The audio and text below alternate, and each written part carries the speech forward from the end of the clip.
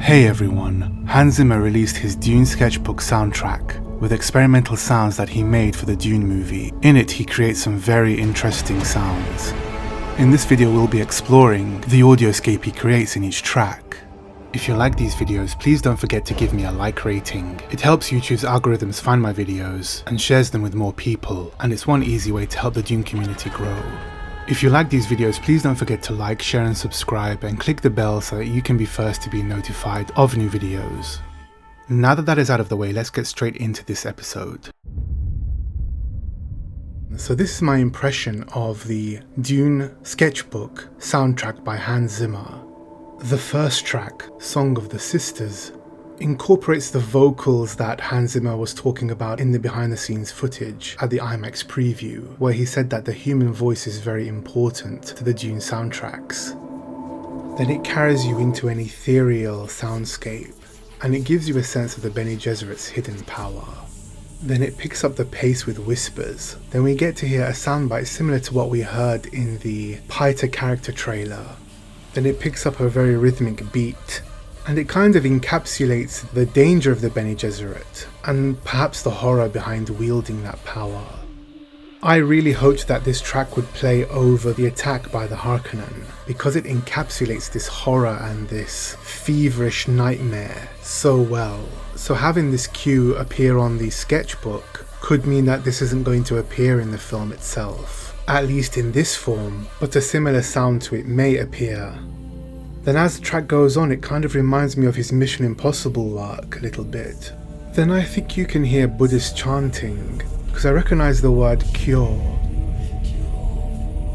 And kyo means teaching or the voice of Buddha. So it seems like a full Buddhist prayer of some kind. And then you get this really beautiful cue, which is like a chant but a choral chant. And it almost reminds me of the Lord of the Rings soundtrack by Howard Shore, the chanting of the elves in the Lothlorien track.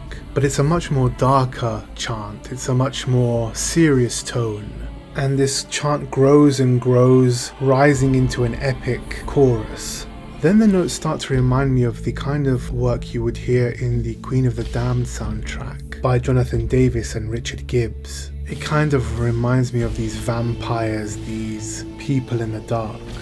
And the 300 Rise of the Empire soundtrack by Junkie XL. Track 2, I See You in My Dreams, is almost an elongated elaboration of Paul's dream. So if you like those cues, it's really worth listening to that track and just sitting back and soaking it all in, because it's a really atmospheric track. And this might sound strange, but if you're familiar with the Message soundtrack and movie, it almost sounds a little like Maurice Jarre's soundtrack. Let me know what you think. It does feel like there are Middle Eastern tones throughout the soundtrack. And then we get the singular voices again, and there is nothing purer than the human voice, and Hans Zimmer is definitely focusing on that. And then it rises into an epic crescendo, and it's pretty good. And I think that Buddhist chant comes back in again, and then you hear a Middle Eastern instrument and a woman speaking over it. I don't recognize the language, but it's definitely not Arabic. It could be Romani, or it could be the actual language that was created for the film. I'm not sure. Track 3 is called House Atreides, and it starts off with that beautiful singular voice which we hear in the second Dune trailer at the start. And it took me a good few minutes to work out whether or not this was Lisa Gerrard. It really did sound like her. It was wishful thinking on my part, of course, because I don't believe she's involved with the Dune soundtrack, unfortunately, which is a great shame because I really wish that she would be involved, especially considering that Hans worked with her on the Gladiator soundtrack, which is arguably one of his best soundtracks. I don't recognize the language again with this vocal, but if anyone knows, please let me know in the comment section below. It almost sounds like a Gaelic or Scottish song that would be sung in the hills. It sounds quite folklore in its origins. And then you hear one of the strangest cues I think I've ever heard from Hans Zimmer, which is this rock mixed with bagpipes, mixed with metallic chains and sounds and bells. It's very, very interesting. It's very different. And I like the idea of the bagpipes being associated with the Atreides, but this track reminds me of an anime soundtrack. It doesn't seem to be interpreted by an American composer. It sounds like a Japanese composer trying to interpret the bagpipes and those instruments from a Japanese perspective and not from an American composer perspective. It's not your typical American composer angle. Honestly, this track sounds like it's straight out of an anime, and I think the Asian audience is going to love it. Moving on to track 4, The Shortening of the Way. It starts with very Middle Eastern tones, and I believe it's the duduk instrument that's being used. You hear the same type of cues that we heard in Paul's Dream again, which appears over the sandworm scene in the film. And then the track descends into a kind of slight horror, and it builds up this tension. And this reminds me of his work in Angels and Demons and the Da Vinci Code. But again, it reminds me of the 300 Rise of an Empire soundtrack. Is it just me? Let me know what you think. Then we move on to track 6, Moon over Caladan. And this is probably my favourite track from the Dune Sketchbook. There's so much to say about this track. Right from the start, it has a feel of this David Lynch's Dune score by Toto, and it reminds me of the same Caladan as depicted in that film. It starts with very somber, ethereal voices. It builds this mood slowly, and then it finally begins to ascend into this strange, powerful statement. It's almost like waves crashing. It's exactly like Caladan is supposed to sound.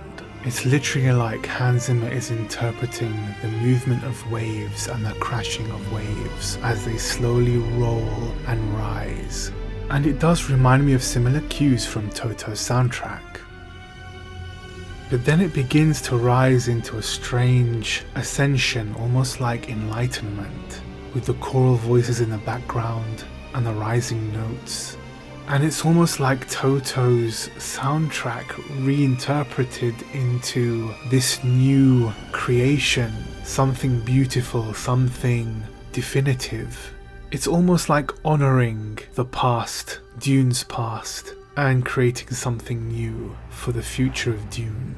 It's like an acknowledgement of all of the love that people had for Dune, whether it be from the films, from the miniseries, and from the books themselves. But in particular, David Lynch's Dune and the Toto soundtrack, which Denis Villeneuve was a fan of himself. He's used it in his work previously. And it's almost like Hans Zimmer is telling us, yes, this is good, and this is how I interpret it. But it's almost like a definitive piece for Hans Zimmer. It feels and sounds like one of the great symphonies of old. It's almost like this is Hans Zimmer at his best. It captures the tragedy and the melancholy and the yearning of more. It really captures Paul's story and Paul's arc and the story of House Atreides. And just the title of the track alone, Moon over Caladan, evokes so much to me.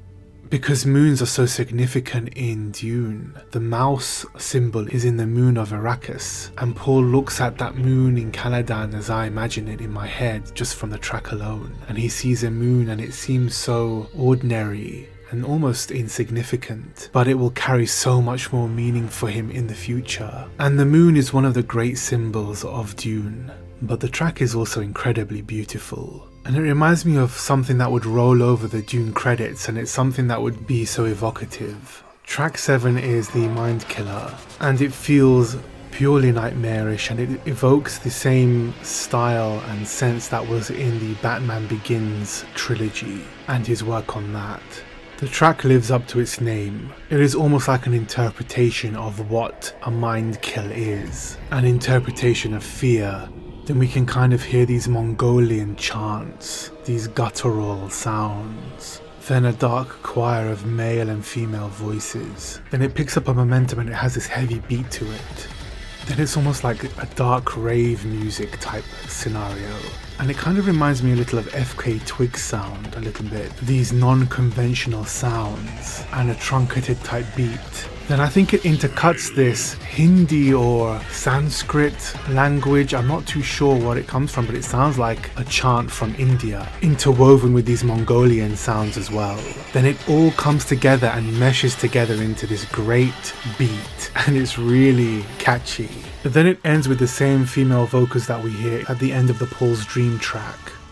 Track 8, called Shai-Hulud, features more ethereal Mongolian guttural sounds, and then it sounds like Paul's Dream again. It seems that Paul's Dream is the main theme that this whole soundtrack is based on, and perhaps even the Dune movie soundtrack will all be based around this Paul's Dream theme. And it has similar sounds to the Moon over Caladan track, kind of like a companion track to the Moon over Caladan.